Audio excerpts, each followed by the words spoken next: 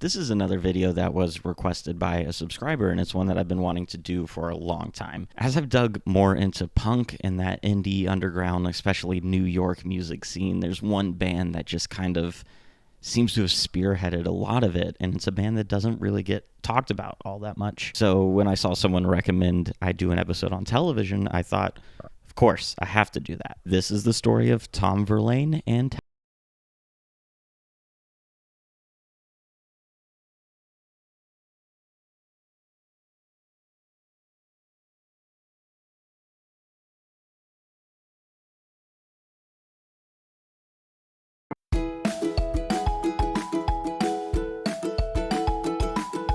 as I've said before, I love hearing your guys' suggestions of things you want to hear me talk about. I think it's really cool that we're building this community of music lovers on this channel.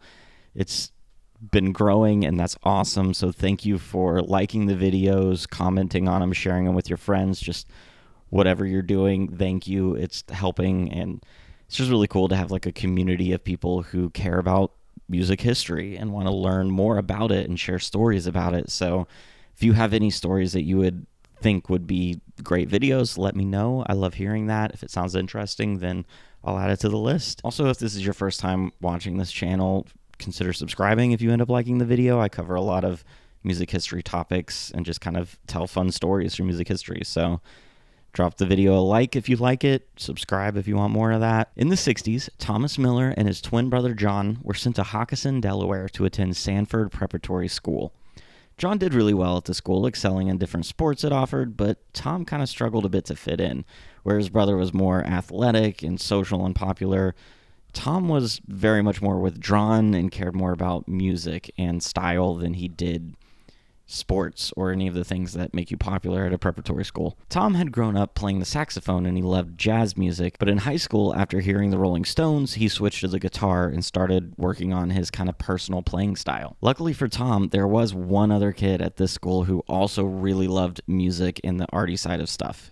His name was Richard Myers, and he was born in Lexington, Kentucky. He was raised mostly by his mother when his father, who was an experimental psychologist, died when Richard was only 7. The two didn't really like school and decided to try running away. According to Richard, they wanted to make it down to Florida, where they thought the living was easy and they could survive as poets. They made it as far as Alabama, where they were arrested for setting a field on fire and shipped back home. After that, Richard kind of was able to convince his mom that school just wasn't for him and it wasn't going to stick, so she let him move out and promised to not call the cops on him, not report him as like a delinquent, if he paid for the move himself. So he saved his money by working at a pornographic bookstore and then moved to New York. Meanwhile, Tom went back to school and he either graduated or dropped out right before graduation. I couldn't really get an accurate account of that, so just one of those didn't really end up mattering in his life all that much. But later, Tom would end up joining Richard in New York. The two started living in the city and working on some poetry and writing that they could eventually publish and share around. And according to Richard, they were just,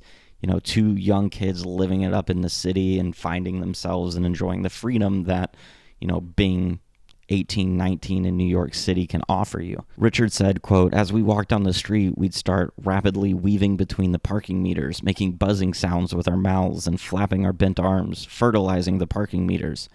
Tom was often lighthearted and whimsical back then," end quote.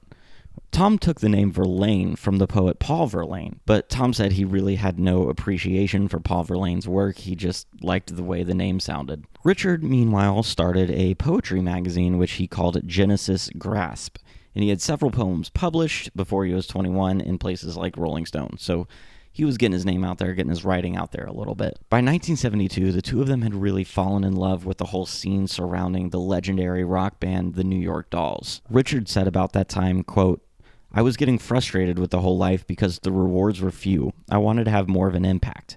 And then the New York Dolls happened, and that was really inspiring to see.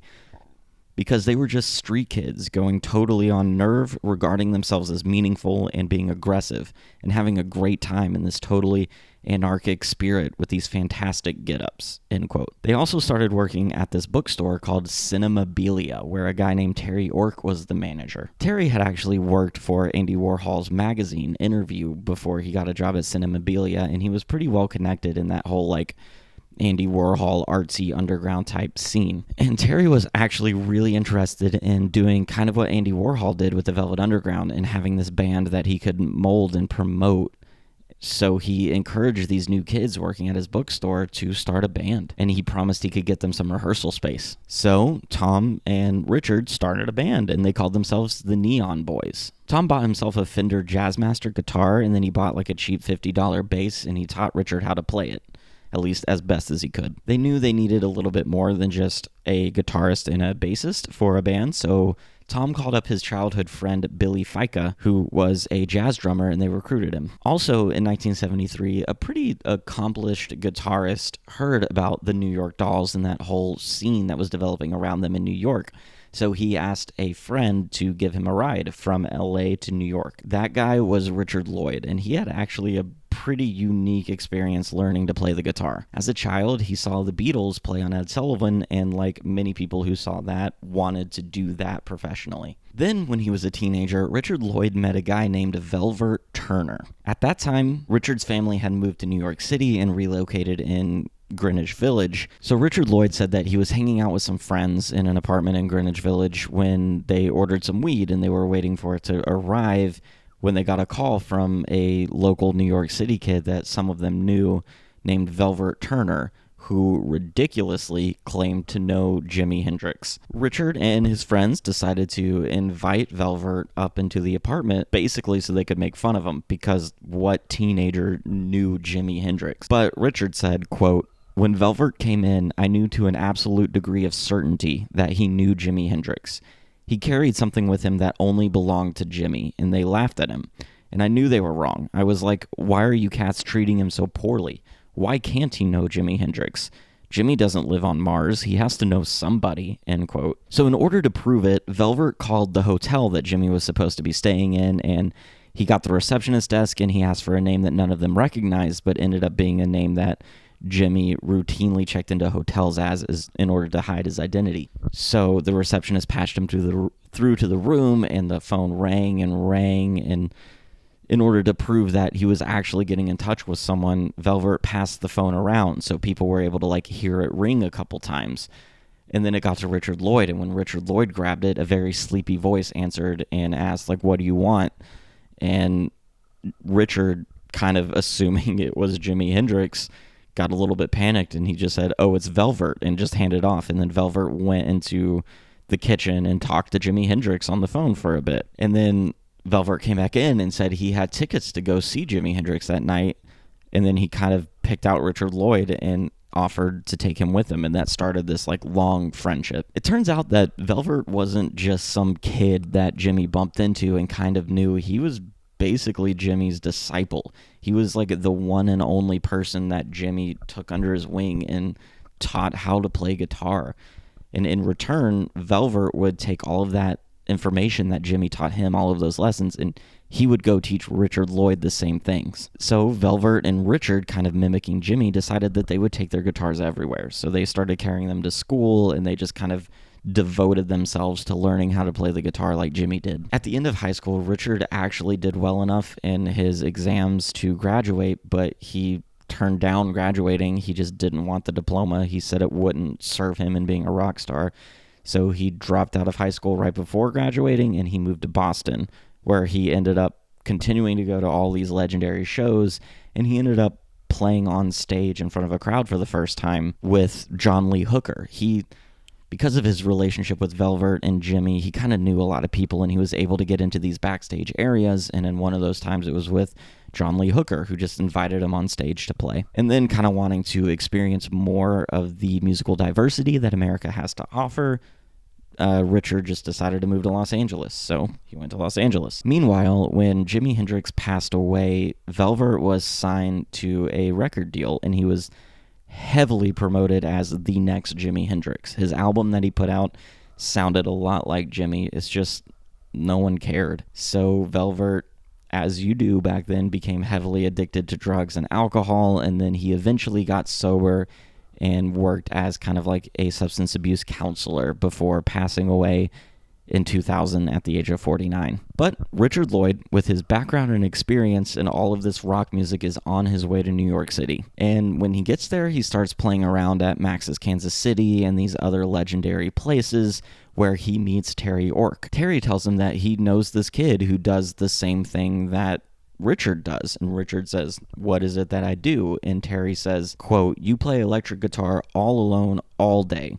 And that's all that this guy does," end quote. So Terry introduced Richard Lloyd to Richard Myers, who at this time was going by the name Richard Hell, and they went to go see Tom Verlaine perform. Apparently by that point, the Neon Boys were kind of already dead. Tom Verlaine was very much a perfectionist when it came to music especially, and Richard Hell was very much not, so they definitely butted heads and had kind of fallen apart a little bit. But when Richard Lloyd told Terry that he wanted to work with Tom Verlaine, he said, "Put us together," so they kind of started trying to rekindle that band, and it took Richard Hell a little bit of convincing to get him to join back on. They renamed themselves Television, which was a play on the words television, and also trying to kind of recapture that medium of television that was definitely the most popular at that time. They played their first gig at the Townhouse Theater on March 2nd, 1974. And then they got the gig that they are probably the most known for. According to legend, Tom Verlaine lived on the Lower East Side and would walk down the Bowery all the time, and at one of those times he saw Hilly Crystal setting up the awning of CBGB. If you want to learn more about CBGB,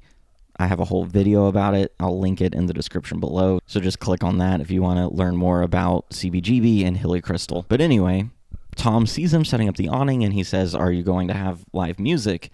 And Hilly, who didn't really know a lot of the whole rock scene, was kind of iffy on it. But then Tom convinced him that he would bring a lot of his friends who were alcoholics to the bar. So Hilly gave him Sunday nights, which was historically the worst night in the bar. People didn't want to go on a Sunday night to a bar.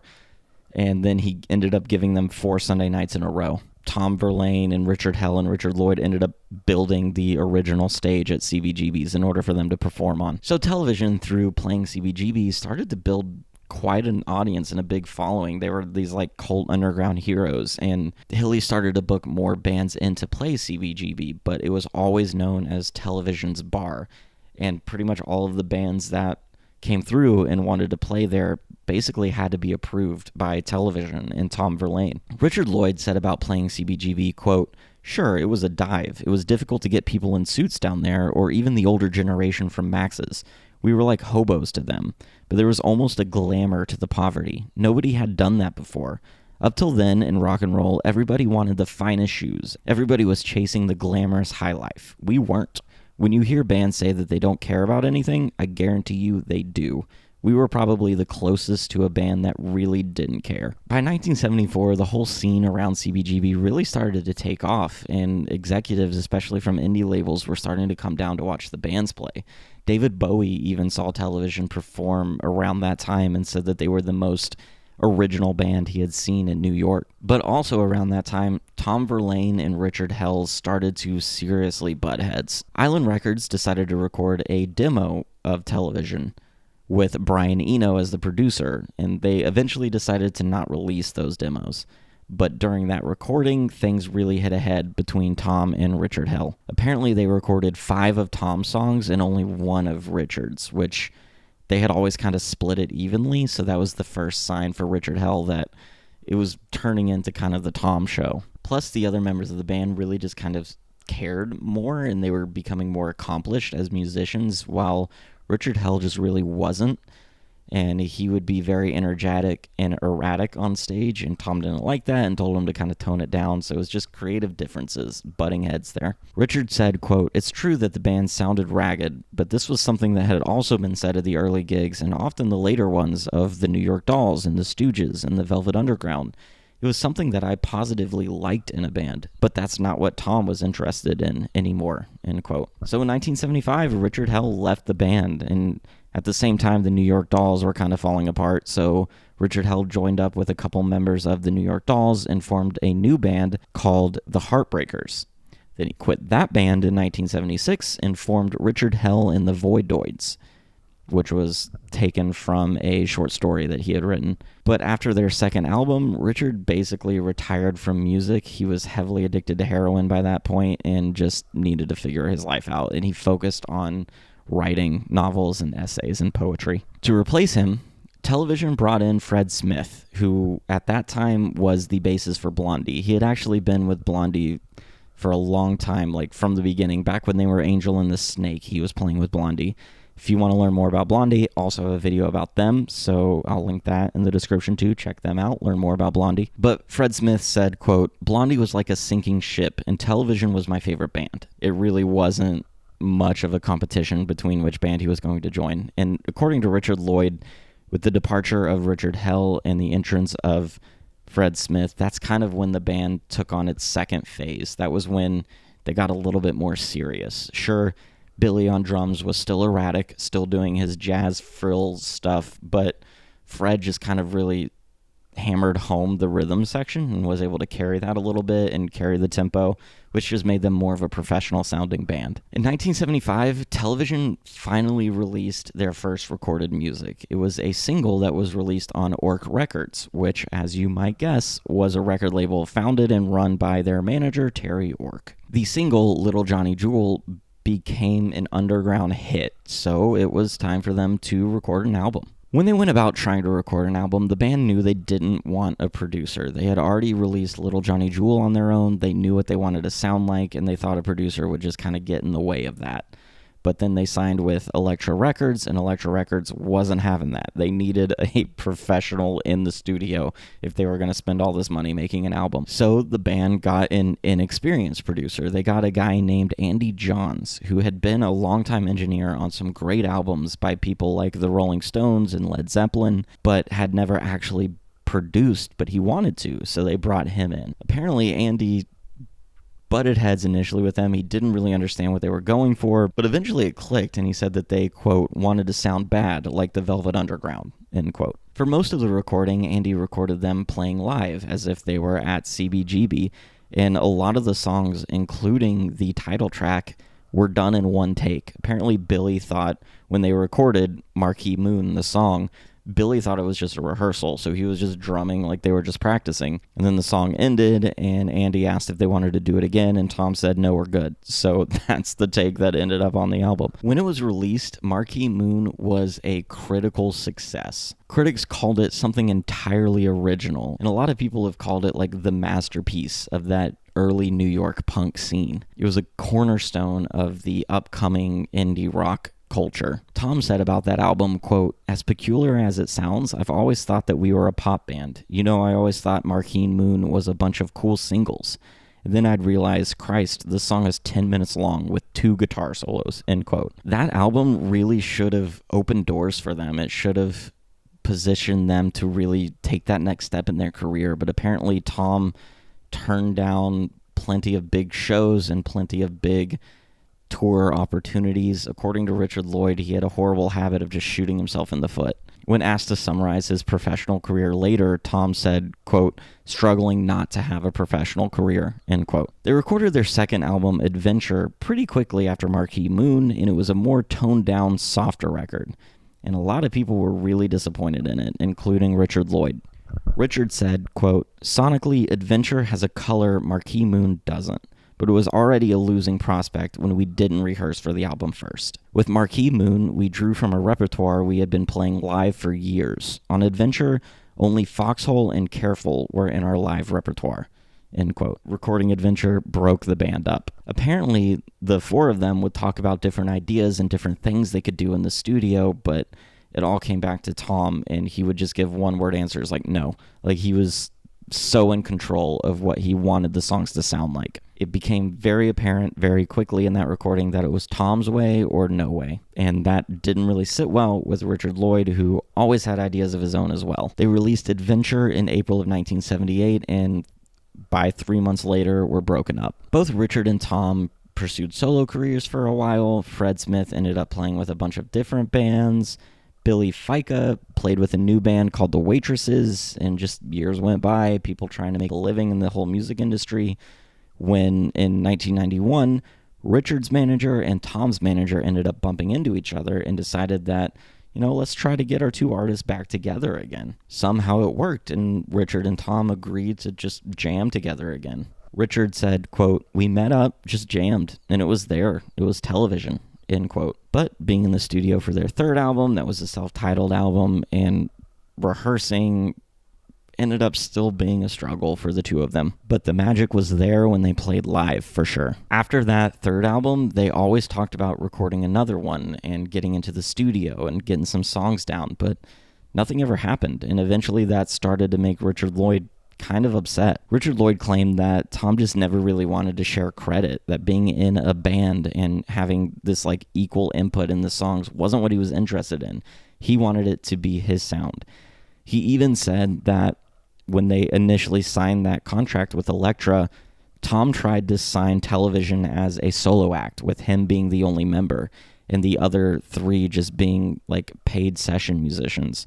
But Elektra said no, so they were signed as a band. Richard finally had enough, and he quit the band again in 2007. He said, quote, "Tom Verlaine is wonderful to laugh with. Tom can be the funniest guy on earth, but often Tom just doesn't want to get out of bed. I'll certainly never do business with him again, but there will always be Marquee Moon," end quote. He was replaced by a guy named Jimmy Rip, and the band said in 2011 that they were close to releasing a new album. They had almost everything recorded. But unfortunately, that album never came to fruition. In January of 2023, Tom Verlaine passed away after a long battle with prostate cancer at the age of 73. Kind of summing up his time in television, Tom said, quote, "When I was 16, I listened to Yardbirds records and thought, God, this is great. It's gratifying to think that people listened to television albums and felt the same," end quote.